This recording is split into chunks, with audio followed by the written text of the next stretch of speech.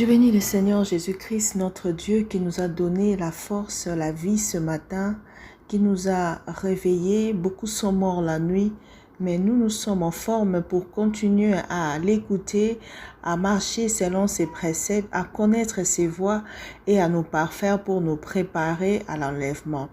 Bien-aimés, raison pour laquelle nous méditons tout le jour, nous méditons et nous prions afin de nous parfaire en Jésus-Christ. Nous allons aujourd'hui partager dans le livre de Galates 4, le verset 1 jusqu'à 5. Je lis au nom de Jésus. Or, aussi longtemps que l'héritier est enfant, j'ai dit qu'il ne diffère en rien d'un esclave, quoiqu'il soit le maître de tout. Mais il est sous des tuteurs et des administrateurs jusqu'au temps marqué par le Père. Nous aussi, de la même manière, lorsque nous étions enfants, nous étions sous l'esclavage des principes élémentaires du monde. Mais lorsque le temps ont été accomplis, Dieu a envoyé son Fils né d'une femme, né sous la loi, afin qu'il racheta ce qui était sous la loi, afin que nous recevions l'adoption. Bien-aimés, nous allons partager sur « Veux-tu être esclave sous la loi ou libre en Christ ?» Parce que aujourd'hui, il est question de faire le choix, soit de vivre sous la grâce, soit d'être libre en Christ, ou de continuer dans l'esclavagisme sous la loi. Or, si vous voulez rester sous la loi, c'est que ça sera la loi du diable, c'est que ça sera l'ignorance, parce que la loi que la Bible parle ici, cette loi a été déjà mise fin. La Bible dit, étant donné que le Seigneur a renouvelé l'alliance avec nous, il nous a donné une autre alliance avec Jésus-Christ, il avait aboli l'ancienne alliance parce qu'il avait des choses qui ne marchaient pas.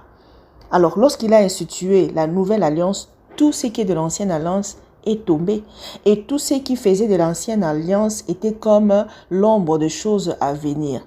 Parce que avant que la foi vienne, nous étions enfermés sous la garde de la loi, en vue de la foi qui devait être révélée en nous. Ainsi, la loi était comme un pédagogue pour nous conduire à Christ, afin que nous soyons justifiés par la foi. Alors, cette loi-là, maintenant que la foi est là, nous ne sommes plus sous cette pédagogue. Donc, la loi ne sert plus à rien. Aujourd'hui, si tu veux vivre selon la loi, ce sera alors la loi du monde, la loi du diable, la loi des démons. Parce que la loi que Dieu avait donnée à Moïse aujourd'hui n'a plus raison d'être.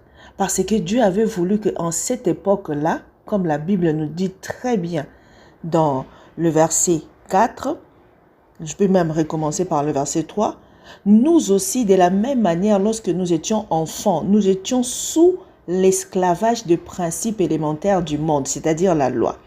Mais lorsque les temps ont été accomplis, Dieu a envoyé son Fils né d'une femme sous la loi afin qu'il racheta tous ceux qui étaient sous la loi afin que nous recevions l'adoption. Pourquoi? Pour vivre maintenant par la foi, pour être sauvés par grâce, afin que nous soyons héritiers par la grâce de Dieu. Maintenant, à présent, si tu veux retourner sous ces principes élémentaires, donc si tu veux vivre selon la loi, c'est absurde. Comment nous devons nous retourner à des choses éphémères, à des principes élémentaires que Dieu avait mis juste pour nous préparer à recevoir tout par la foi. Et si tu veux vivre sous ces principes-là, ce ne sera pas Dieu qui va te conduire parce que la Bible dit, tous ceux qui vivaient sous la loi, ils étaient tous condamnés. Car quiconque observait toute la loi, mais qui péchait même contre un seul, devenait automatiquement coupable de toute la loi. Bien-aimés, pour bien comprendre cela, j'aimerais prendre l'image que la Bible nous montre d'Abraham, qui avait deux fils, l'un de la femme esclave et l'autre de la femme libre. Mais celui de l'esclave naquit selon la chair et celui de la femme libre naquit selon la promesse. Ces deux femmes représentent les deux alliances. L'une Agar des monts Sinaï, qui est l'alliance de la servitude, et l'autre de la femme libre, qui est la Jérusalem d'en haut. Et la Bible dit, celui qui était selon la chair persécuté, celui qui était selon l'esprit. Et jusqu'à aujourd'hui, nous voyons que si tu es un enfant de Dieu, tu seras toujours persécuté, parce que les enfants du monde, ils sont plus nombreux que les enfants de Dieu. Mais quel viendra-t-il à la fin du monde? C'est que, comme la Bible dit dans le verset 30, mais que dit l'Écriture? Chasse l'esclave et son fils, car le fils de l'esclave n'héritera pas avec les fils de la femme libre. C'est pourquoi, frères, nous ne sommes pas enfants de l'esclave, mais enfants de la femme libre. Nous sommes enfants de la femme libre, étant des enfants de la femme libre, donc nous ne sommes pas sous la loi. Moïse a fait la remise et reprise avec Jésus-Christ à la croix, au mont Calvaire. Élie a fait la remise et reprise. Donc aujourd'hui, tu ne peux pas vivre en suivant un prophète ou la loi. Parce qu'aujourd'hui, nos yeux doivent être fixés à Jésus-Christ, lui qui nous a donné la liberté. Alors, ce que nous devons faire aujourd'hui, c'est qu'aujourd'hui, nous ne devons pas prendre cette liberté que Jésus-Christ a utilisée pour nous affranchir, pour en abuser. C'est-à-dire, nous laissons encore mettre sous un autre joug. Parce que si tu veux vivre selon la loi, si tu veux continuer à vivre dans les péchés, c'est-à-dire toi-même tu te remets à être esclave du péché. Mais si aussi tu prends cette liberté et tu en uses pour pécher, comme d'aucuns disent que non, comme nous sommes sous la grâce, péchons parce que la grâce va surabonder, péchons parce que nous ne sommes pas sous la loi, donc il n'y a pas de loi, sans loi, faisons de nos vies ce que nous voulons. Non, loin de là, mes bien-aimés, parce que nous qui sommes libérés, nous qui sommes sauvés par grâce, nous ne péchons plus parce que le pouvoir du péché n'est pas en nous. Le péché n'a plus de pouvoir sur nous parce que Jésus-Christ a crucifié le péché dans la chair pour nous donner la force de le vaincre. C'est pourquoi la Bible dit, vous ne serez jamais tentés au-delà de vos efforts. Et dans toute tentation, Dieu a prévu le moyen d'en sortir. Alors prenons garde de ne pas faire de notre liberté une pierre d'achoppement pour les autres. Prenons garde de ne pas user de prétexte de vivre selon la chair parce que nous sommes libres. Parce qu'un jour, Dieu viendra demander des comptes à chacun. Et ce jour-là, il ne viendra pas comme pendant le temps de la grâce. Parce que pendant le temps de la grâce, là où tu pêches le péché. Là où tu pêches, là où tes péchés abondent, la grâce surabonde pour que Dieu te ramène dans le droit chemin. Mais pendant qu'il viendra pour juger le monde. Ce ne sera pas le temps de la grâce. Et les jours-là, personne ne le sait. C'est pourquoi vivons dans la crainte de Dieu, marchons comme des enfants de lumière et arrêtons de mettre notre corps au service du diable, car nous sommes des enfants de Dieu et la grâce de Dieu nous amène au perfectionnement de notre vie. C'est-à-dire, aussi longtemps que je sais que je n'ai pas mérité d'être appelé enfant de Dieu, moi qui étais pécheur, lorsque je regarde ce que je fais jadis et qu'aujourd'hui je suis sauvé juste parce que je cru en Jésus-Christ, rien que par cette conscience, par cette prise de conscience, je ne dois plus pécher. Et lorsque tu te laisses guider par Dieu, tu marches maintenant selon l'esprit, tu n'accomplis plus les œuvres de la chair. Et tu ne laisses plus ton corps dans le péché, dans l'impudicité, dans tout ce qui est péché de la chair, pour que tu ne sois plus sous la servitude de la chair. Bien-aimés, si vous avez écouté la voix de Dieu, nous allons prier et demander la force au Saint-Esprit de nous guider. Éternel Dieu de gloire, merci Seigneur Jésus parce que tu nous as libérés. Merci pour ton amour, tu n'as pas voulu nous laisser esclaves. Tu n'as pas voulu nous laisser sous la loi parce que c'était dur, personne ne pouvait vivre dans cette condition. Nous deviendrons de plus en plus hypocrites lorsqu'il y a la loi qui nous suit, Père. Raison pour laquelle tu n'as pas voulu nous laisser dans cette condamnation. Tu es venu nous libérer de la loi, afin de faire de nous tes enfants.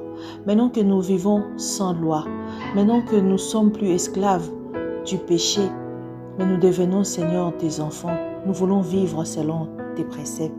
Nous voulons vivre pour toi. Nous voulons vivre comme tu veux. Nous voulons marcher selon l'esprit pour ne pas accomplir les œuvres de la chair. Accorde-nous, Seigneur, la haine du péché, la haine du mal, afin de te craindre, Seigneur, et que notre vie soit basée sur ton amour, sur la miséricorde, sur la justice. Nous voulons être tes représentants sur la terre. Laisse que nous soyons du sel pour le monde. Nous voulons donner les goûts aux autres, Seigneur, au Dieu, de vouloir être sauvés, de vouloir se laisser tourner à toi. Toi, la pierre angulaire. Toi seul qui peux bâtir toutes choses. Toi seul qui peux protéger, car tu es une forteresse inébranlable. Étant tes enfants, tu nous couvres, Seigneur, au Dieu, de tes ailes. Et tu veux que nous puissions, Seigneur, au Dieu, faire la différence, Seigneur. C'est pourquoi nous voulons que tu nous aides à ne pas faire de la liberté un prétexte pour vivre selon la chair, à ne pas user de notre liberté pour minimiser les autres, pour condamner les autres. Car toi, tu ne veux pas la condamnation de quiconque. Tu veux que tous soient sauvés et parviennent à la connaissance de ta parole. C'est pourquoi laisse que nous soyons, Seigneur, de représentation sur la terre. Viens nous aider, Seigneur, à porter les fruits, Seigneur, dignes de notre repentance.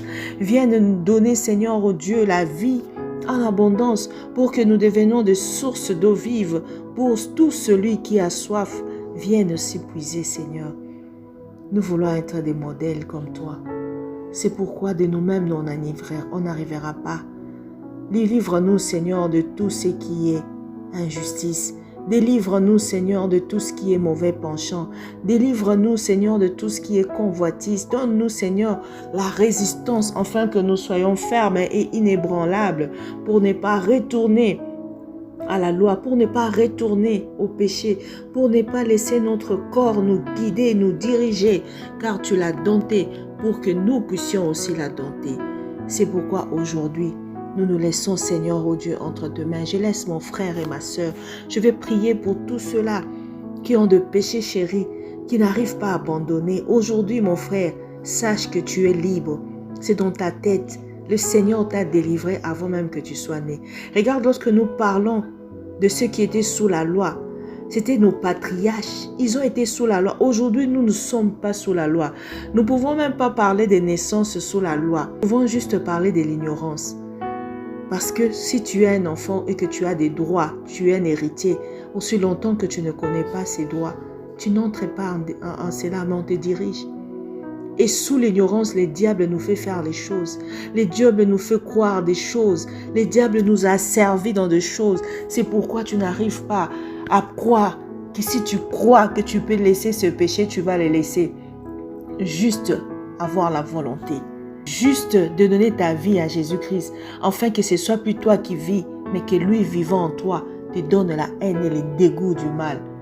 Et tu verras que tu vas abandonner la cigarette, tu vas abandonner la boisson, tu vas abandonner tout ce que tu utilises pour détruire ton corps, afin que tu ne sois pas détruit. Je vais prier, Seigneur, pour ceux-là qui souffrent dans leur corps, puisqu'ils en ont abusé. Car le salaire du péché, c'est la mort. Je prie pour que, Seigneur, tu le regardes comme sauvé au moyen de la grâce. Je prie que tu le regardes baigné dans le sang de Jésus, pour que, Seigneur, tu lui donnes leur force de revenir à toi, qui ne regardent pas leur péché, mais qui reviennent à toi, toi qui ne les condamnes pas, afin qu'ils soient guéris au nom de Jésus. Frère, reçois Jésus-Christ dans ta vie comme ton Seigneur et ton Sauveur, et ta maladie va te quitter maintenant au nom de Jésus-Christ. Et tout ce qui ne marchait pas dans ta vie va rouler sur des roulettes au nom de Jésus-Christ. Parce que la Bible dit, nous sommes maintenant fils de Dieu, héritiers par la grâce. Nous sommes co-héritiers du Christ. Nous avons hérité tout avec Jésus-Christ. C'est pourquoi je bénis ta journée. Je bénis tout ce que tu vas entreprendre à ces jours. Je confesse que tout ce que tu as appris aujourd'hui fera de toi un homme ferme, une femme ferme. Quelqu'un qui ne marchera pas sous la loi, sous le péché, mais qui va marcher de gloire en gloire, qui ne va plus pécher parce que le péché n'agit pas en toi. Le péché n'a plus de pouvoir en toi. Merci Seigneur Jésus-Christ pour cette belle journée que tu nous donnes. Que l'honneur et la gloire soient pour toi au nom de Jésus-Christ. Amen.